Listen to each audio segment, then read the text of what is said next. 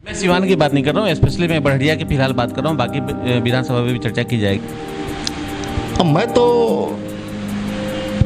पूर्ण रूप से संतुष्ट नहीं हूँ। मैं पूर्ण रूप से संतुष्ट नहीं हूँ। देखिए, अब सब उनकी व्यक्तिगत आचरण पर मैं कोई बात नहीं कह सकता हूँ। अपनी उम्मीदवारी के लिए बात करना पड़ेगा, और नहीं तो फिर हम लोग के दरवाजे पर आप मत आइएगा। हम दूसरी सीट की बात करें तो वो दूसरी और सबसे हॉट सीट अगर कोई मानी जा रही है तो वो है दरौदा विधानसभा। नमस्कार, मैं हूं आकाश और आप देख रहे हैं न्यूज व्यूज। लगातार हम खबरों में बने हुए हैं और लगातार यह प्रयास कर रहे हैं कि हम जनता से रूबरू कराते रहें उन समस्याओं से, उन राजनीति से जो सिवान में चल रही है।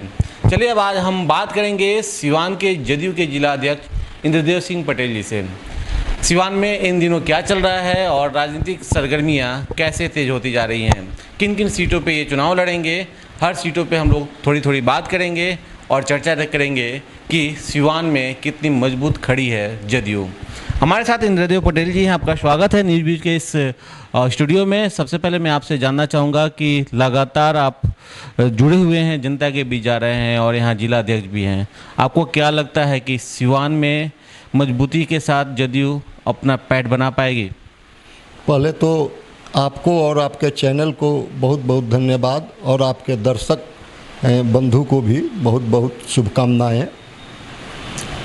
देखिए, चुनाव की बात आप किए तो चुनाव तो शुरू हो चुका है, और कौन कौन सीटों पर आपने बोला तो मैं तो सिवान के 8 सीटों पर चुनाव लड़ने का तैयारी कर चुका हूं। सिवान के 8 सीट पर मैं चुनाव लड़ूंगा। आप लड़ेंगे यार गठबंधन? हमारी गठबंधन लड़ेगी।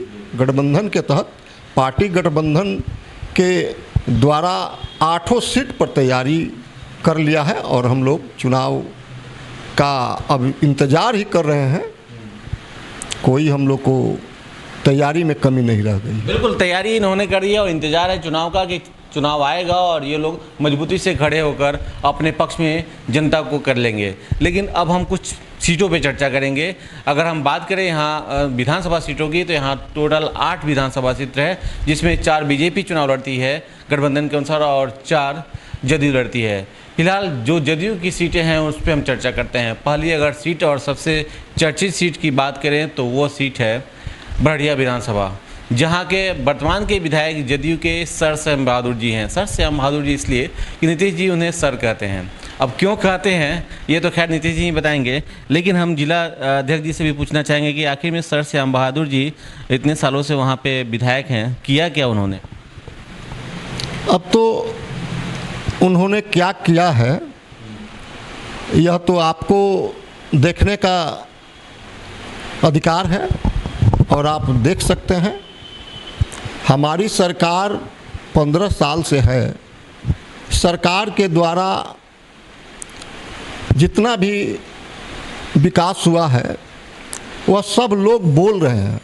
नीतीश कुमार जी का विकास बोल रहा है, और मुझे लगता है विकास लोगों को नीतीश कुमार के जब सरकार आई तो तब लोग विकास समझे कि विकास क्या होता है। तभी तो हम यही कहेंगे ये पूरे सिवान जिला में विकास हुआ है। मैं सिवान की बात नहीं कर रहा हूँ, स्पेशली मैं बढ़िया की फिलहाल बात कर रहा हूँ। बाकी विधानसभा में भी चर्चा की जाएगी। आपके पार्टी के वहाँ विधायक हैं श्याम बहादुर जी, लगातार ठुमके लगाते हुए देखे जाते हैं। कई लोग ये भी आरोप लगाते हैं कि वो देसी पीते हैं, कुछ लोग आरोप लगाते हैं विदेशी पीते हैं। अभी मैंने कल ही रिपोर्टिंग किया, उनके घर के बगल के लोग लगातार उनको गाली गलौज कर रहे थे, अभद्र भाषा का प्रयोग कर रहे थे कि अपनी ढोड़ी खोल देते हैं। इस तरह की बातें सामने आ रही हैं, और खुद आपको भी लग रहा होगा कि वहाँ इस तरह की समस्या बनी हुई है, विकास के नाम पर सिर्फ ठगा गया है।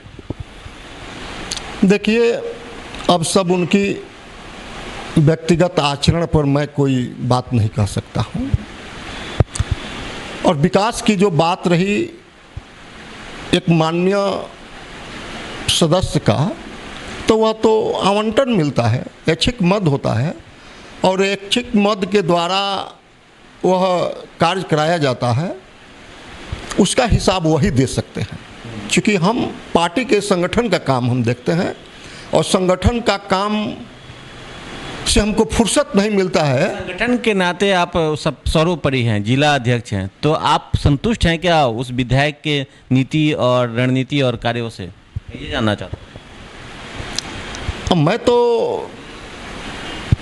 पूर्ण रूप से संतुष्ट नहीं हूँ, क्योंकि उस क्षेत्र के लोगों के द्वारा जो हमें बताया जा रहा है, तो इससे मैं पूर्ण रूप से संतुष्ट नहीं हूँ। ये सही कहा इन्होंने कि जो लोगों के द्वारा रिपोर्ट इन्हें मिली है उस मामले में ये पूर्ण सबूत नहीं है। लेकिन अगर विधानसभा की बात करें, बड़हरिया विधानसभा की 110 जिसकी संख्या है, उस विधानसभा की हम बात करें तो यह विधानसभा जो है काफ़ी चर्चित है और उसका क्षेत्र भी काफ़ी बड़ा है, या यूँ कहें कि सिवान का सबसे बड़ा क्षेत्र वो माना जाता है विधानसभा क्षेत्रों में। और अभी स्थिति ये है कि वहाँ विकास के नाम पर सिर्फ दावे किए गए हैं और ठुमके लगाए गए हैं। ये हकीकत है, जनता भी बोलती है। मैं एक सवाल ये करना चाहता हूँ कि वो जो क्षेत्र है वो पटेल बहुलक जाति विशेष क्षेत्र है और उसी का दावा कर वो हर बार टिकट पा लेते हैं। नीतीश जी भी उनका सपोर्ट कर देते हैं, चाहे किसी भी तरह की परिस्थिति है उनको टिकट मिल जाती है। क्या इस बार भी उनको टिकट मिलेगी या फिर आप भी दावा कर रहे हैं? देखिए, यह पटेल बहुल नहीं, इस सभी जातियों का वहाँ पर है और कोई ऐसा नहीं है जो पटेल का वहाँ पर बहुलता है और दूसरे का नहीं है, इस आधार पर नहीं।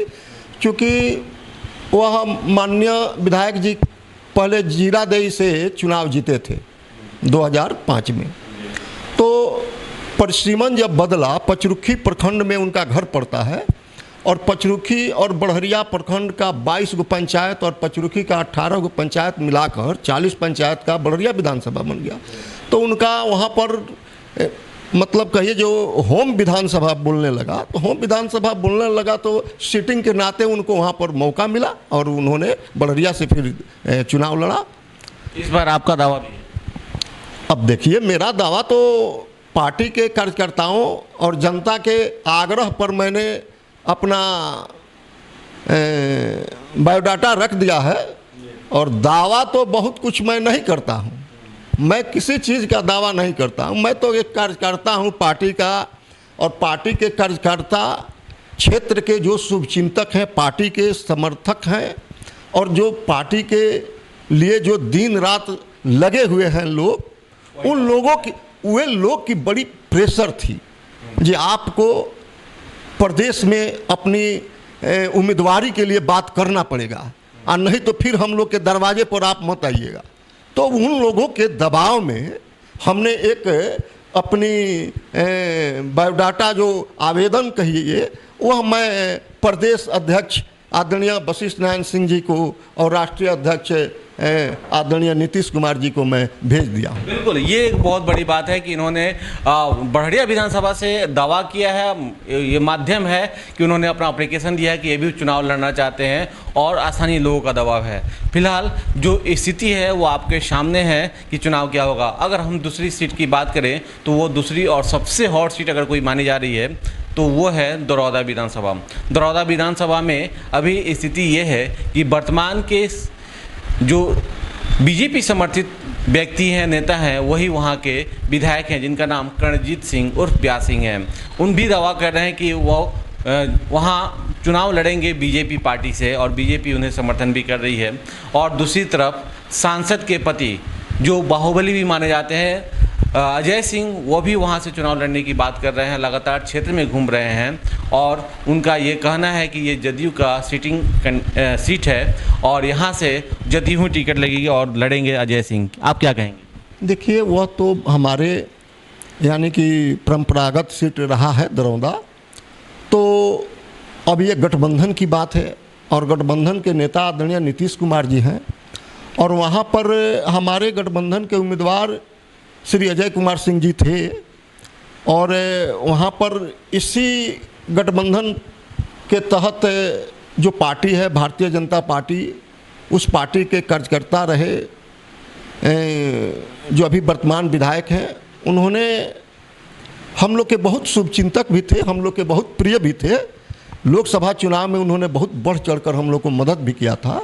अब उनको दिलो दिमाग में आया, उनके लोग उनको बोले और वो चुनाव लड़ गए। चुनाव लड़ना तो सबको लोकतांत्रिक अधिकार है।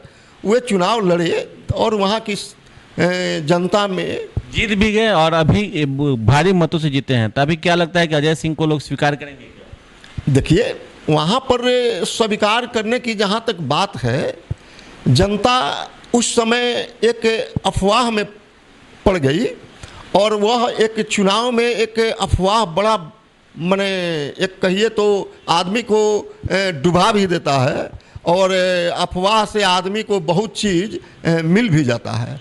तो उसमें एक बहुत बड़ी अफवाह फैली जिसमें हमारे पार्टी के या नेता या गठबंधन के आदरणीय नेता नीतीश कुमार जी की बात, गठबंधन के सम्मानित नेता सुशील कुमार मोदी जी की बात या किसी की बात कोई जनता सुनने का काम नहीं किया।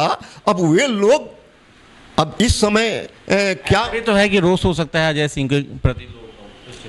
मैं अजय सिंह के प्रति क्यों रोष होगा भाई? अजय सिंह के प्रति रोष रहता तो लोकसभा चुनाव में अजय सिंह के पत्नी को ही ना इतना लोग वोट कर दिया। अगर हमसे रोष है तो हमारे लोगों का तो कहना है कि वो मोदी के चेहरे को देख के वोट किए।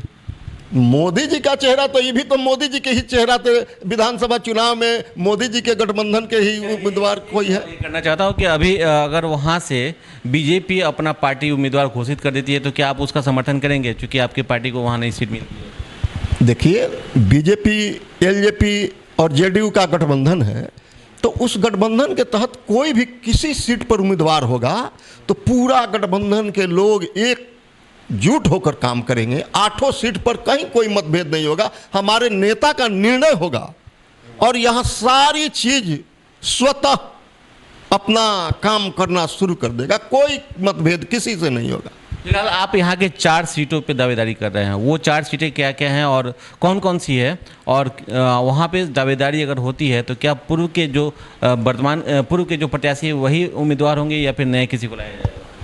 नहीं, 4 सीट की दावेदारी नहीं, मैं तो 8 सीट का अपना बात रखा हूँ। पार्टी की हमारी जो पहले सीट था, बढ़रिया था, महाराजगंज था, दरौदा था, जीरादेई था और एक सिवान भी था। हम 5 सीट पर चुनाव लड़े थे ना, 5 सीट पर चुनाव लड़े थे। सिवान में मामूली वोटों से हम पीछे रह गए थे। तो ये तो हमारी 5 सीटें हैं, बिल्कुल लड़ने के लायक है। अब गठबंधन के तहत है, अभी हमारी 3 सीट पर बरकरार है, तो हम अपने नेता के ऊपर छोड़ दिए हैं। लेकिन मैं आपको इतना बात जरूर कहना चाहता हूँ, एनडीए गठबंधन के तहत जनता दल यूनाइटेड के किसी भी कार्यकर्ता को सिवान के किसी भी सीट पर उम्मीदवार बना दिया जाएगा, शानदार वोटों से जीतने का काम करेगा। बिल्कुल, ये इनका दावा है कि जो बिहार के सिवान जिले में जितने भी 8 सीटें हैं, जो विधानसभा की सीटें हैं, अगर गठबंधन के कोई भी व्यक्ति आते हैं तो वो जिताने का ये प्रयास करेंगे और अच्छे वोटों से जीतेंगे, ऐसा ये दावा कर रहे हैं। फिलहाल और भी जो सीटें हैं उन सभी चीज़ों पे हम लगातार बातें करते रहेंगे। फिलहाल